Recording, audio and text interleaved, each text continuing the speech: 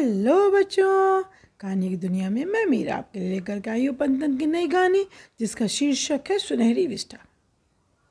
इस कहानी में हम देखेंगे कि उस पक्षी जो बहुत खूबसूरत भी था, बस उसके अंदर एक विशेषता भी थी। वो क्या विशेषता थी? उस विशेषता से राजा को कुछ फ़ायदा हुआ या नहीं हुआ, या शिकारी ने उसको अपने पास ही रख लिया, या वो कहीं पर जाकर के राजा के लिए कुछ यूज़फुल हो पाया या नहीं हुआ। ये जानने के लिए आइए सुनते हैं पूरी कहानी।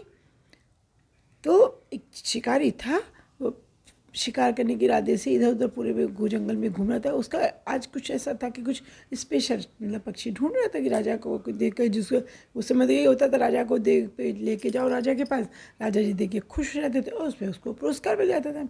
ऐसे ही करते करते घूमते घूमते उसने देखा एक बड़ा ही खूबसूरत सा पक्षी बैठा हुआ पेड़ पर। खूब कलरफुल है, रंग बिरंगे उसके पंख हैं, पीले पीले एकदम बहुत सुंदर सा है। तो उसने उसको जाल बिछा करके उसको पकड़ लिया। पकड़ने की कोशिश करते करते उसने देखा कि पॉटी जब करता है तो पॉटी इसकी ज़मीन में गिरते ही इस गोल्डन कलर की हो जाती है। और वो तो फिर एकदम कहा, वाह, जितना ये सुंदर पक्षी है उतनी ही खूबसूरती इसकी इसकी विशेषता है। अगर मैं इसको राजा के पास ले जाऊँगा तो राजा जी बहुत मुझे पुरस्कार देंगे। ये सोचकर उसने जाल बिछाया और उस पक्षी को कैसे भी करके पकड़ लिया। अब पकड़ करके ले करके घर पर आया। पहले तो उसके मन में खुद ही लालच था कि मैं अपने पास रख लूँ। उसने अपनी पत्नी से कहा, देखो ये पक्षी देख रही हो? बोले हाँ हाँ बहुत सुंदर है। कहाँ मिल गया ये आपको? बोले अरे पक्षी ये तो जंगल में ही था, लेकिन इसकी विशेषता जानती हो क्या है? बोले नहीं, क्या है विशेषता बताइए।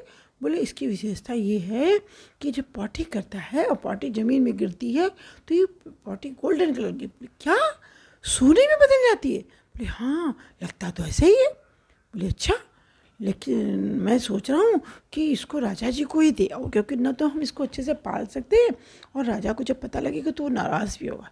तो उसकी पत्नी ने कहा हाँ हाँ बिल्कुल सही आपने विचार किया, इसलिए राजा के पास ही जाना चाहिए।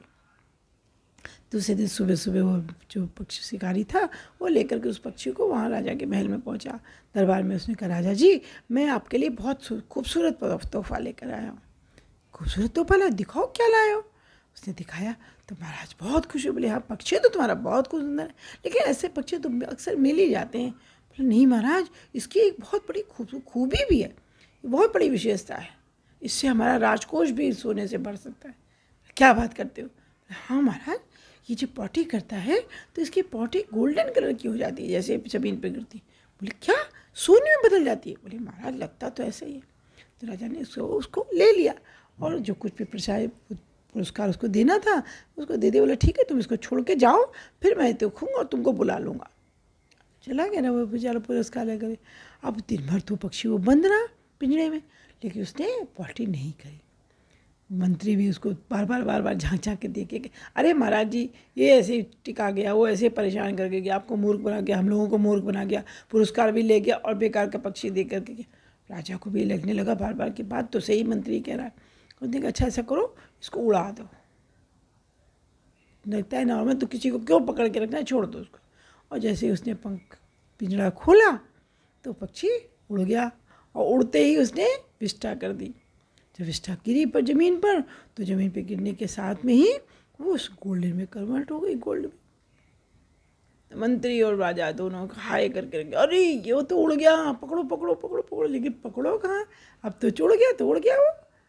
तो देखा कि एकदम बिना किसी जांचे समझे जब तक पूरा समय उसको देना चाहिए, समझ बूझ करके ही उस पर हमें कोई निर्णय लेना चाहिए। तो आज की कहानी में इतना ही, फिर मिलेंगे एक नई कहानी के साथ। अगर आपको मेरी कहानियाँ पसंद आती हैं तो प्लीज़ लाइक और सब्सक्राइब करना ना भूलें। नमस्कार।